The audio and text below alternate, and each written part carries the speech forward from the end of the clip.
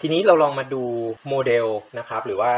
แบบจำลองที่เราสามารถเจอได้นะครับสามารถเอาไปประยุกต์ใช้งานกับเรื่องรอบๆตัวได้นะครับโมเดลตัวนี้เป็นโมเดลสำหรับ learning curve สมมุติว่าเราต้องการเรียนรู้อะไรสักอย่างหนึ่งแรกๆเนี่ยความรู้เนี่ยมันจะไต่ระดับไปได้ค่อนข้างรวดเร็วเพราะว่าเรายังมีส่วนที่ไม่รู้อยู่เยอะนะครับเพราะฉะนั้นแรกๆเราจะสามารถเรียนรู้ไปได้อย่างรวดเร็วนะครับแล้วก็คนที่รู้เยอะแล้วเนี่ยการที่มันจะรู้มากขึ้นเนี่ยมันเลยต้องใช้ความพยายามมากขึ้นนะครับซึ่ง learning curve ก็เป็นโมเดลลักษณะแบบนั้นนะครับก็คือว่า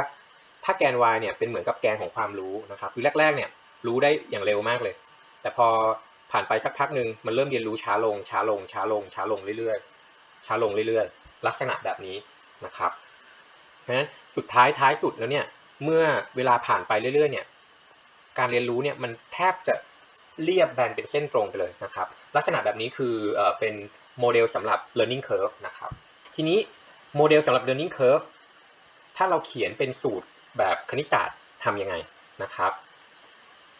กราฟของ learning curve เนี่ยนะครับอยู่ในรูปฟอร์มแบบนี้ครับก็คือ qt t นี่ก็คือเวลานะครับฟังก์ชัน q ก็คือเหมือนกับเ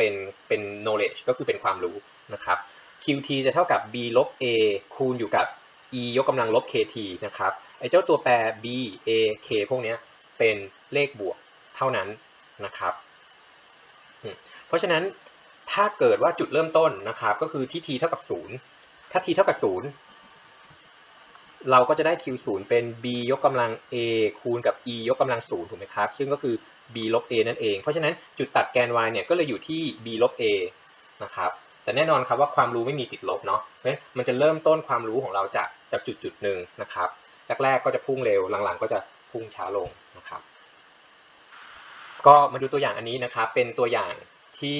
ให้เห็นการใช้งานของ learning curve นะครับเขาบอกว่าอัตราการเรียงจดหมายของพนักงานไปรษณีย์ขึ้นอยู่กับประสบการณ์ทำงานนะครับสมมุติให้นายไปรษณีย์เมืองนึงนะครับประเมินไว้ว่าหลังจากทีเดือนของการทำงานแล้วเนี่ยพนักงานไปรษณีย์โดยทั่วไปแล้วเนี่ยสามารถเรียงจดหมายได้ด้วยความเร็วQT เท่ากับ700ลบ400คูณกับ e ยกกำลังลบ 0.5t ก็คือได้จำนวนฉบับเป็น QT ต่อชั่วโมงนะครับข้อ1เขาถามหาว่าพนักงานใหม่เนี่ยสามารถเรียงจดหมายได้กี่ฉบับต่อชั่วโมงแล้วก็ข้อ2พนักงานที่มีประสบการณ์มาแล้วทั้งหมด6เดือนจะสามารถเรียงจดหมายได้กี่ฉบับต่อชั่วโมงแล้วก็ข้อ3พนักงานโดยทั่วไปเนี่ยจะสามารถเรียงจดหมายโดยเฉลี่ยได้สูงสุดโดยประมาณกี่ฉบับต่อชั่วโมงนะครับเริ่มต้นที่ข้อ1ก่อน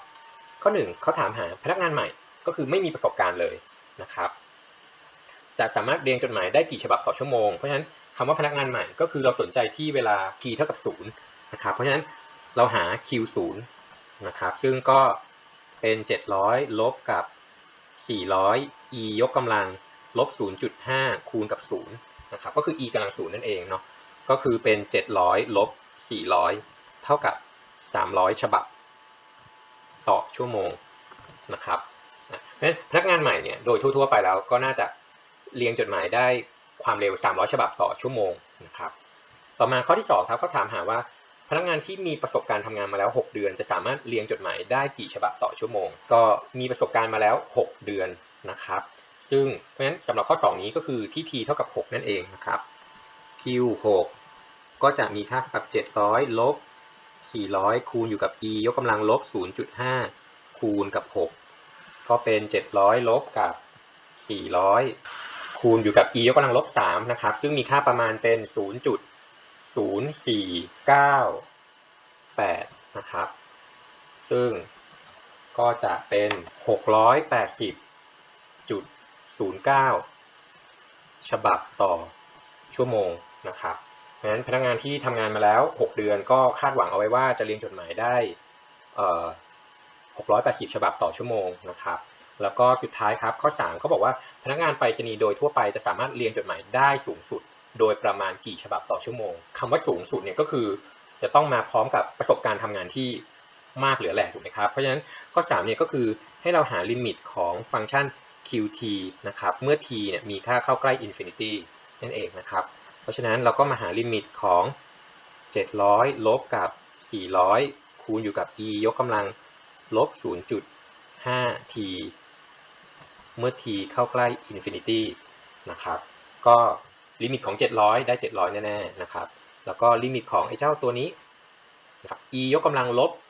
0.5t นะครับเพราะฉะนั้น t ของเรามันเข้าใกล้ infinity เนาะเพราะฉะนั้นเรามองเป็นฟังก์ชัน exponential เมื่อเข้าใกล้ลบ infinity นะครับซึ่งลิมิตของ e กำลัง x เมื่อ x เข้าใกล้ลบ infinity ก็จะมีค่าเท่ากับ0นั่นเองนะครับเพราะฉะนั้นเราก็เลยได้กลายเป็น700ลบกับ400คูณกับ0ซึ่งก็คือ700ฉบับต่อชั่วโมงนั่นเองนะครับเพราะฉะนั้นคาดหวังว่าพนักงานที่มีประสบการณ์เยอะๆเนี่ยก็จะเรียงได้